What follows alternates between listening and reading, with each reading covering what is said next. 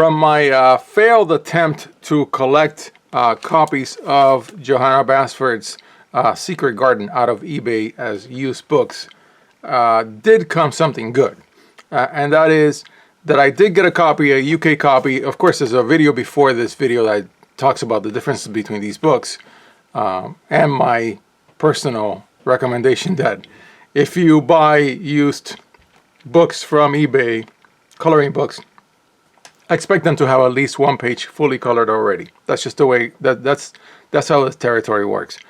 So now that I have 3 copies, I'll actually have a 4th copy on order, and that'll be the last one. I plan to use multiple copies to color this book the way the author intended it, or the way the author suggested, which is one thing that Johanna does, which I really like. It's not, from all the books that I've seen on YouTube, I haven't seen any that does this, is that she will have notes where sometimes she will say, hey, why don't you add something to this drawing? And I really like that. So for example, here, the first side, this left side, looks completely filled in. But then when you go over to the right side, there are flowers that are incomplete.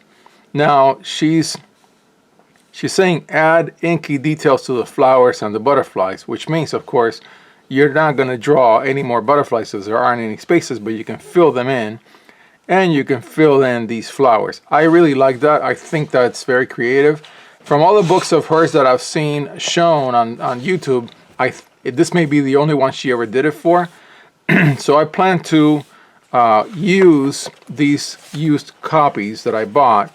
So this is going to be my work, the copy that I complete for sure.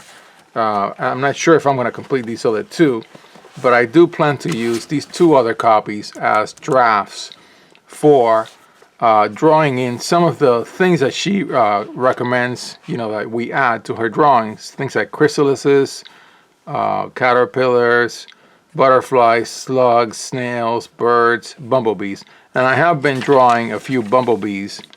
I had these pens from way back when I was learning art just for fun, almost 20 years ago. And so I wrote down, now the spread number comes from me taking one of these copies and putting in a spread number. And by spread, I mean the 2-page spread. This is the way this book came, by the way. So I put in a number in pencil over every spread. Spread number 2. And then I went back here and then put the spread number. And then if it has additional instructions, I put a star right over it. And that way I know, that she has some add something detail instructions on that particular spread. Okay.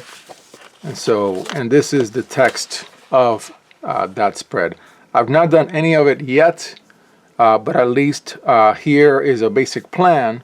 So if you number from 1 to, I think, 42, each spread, then you would have a listing of all the text, and this is what it is.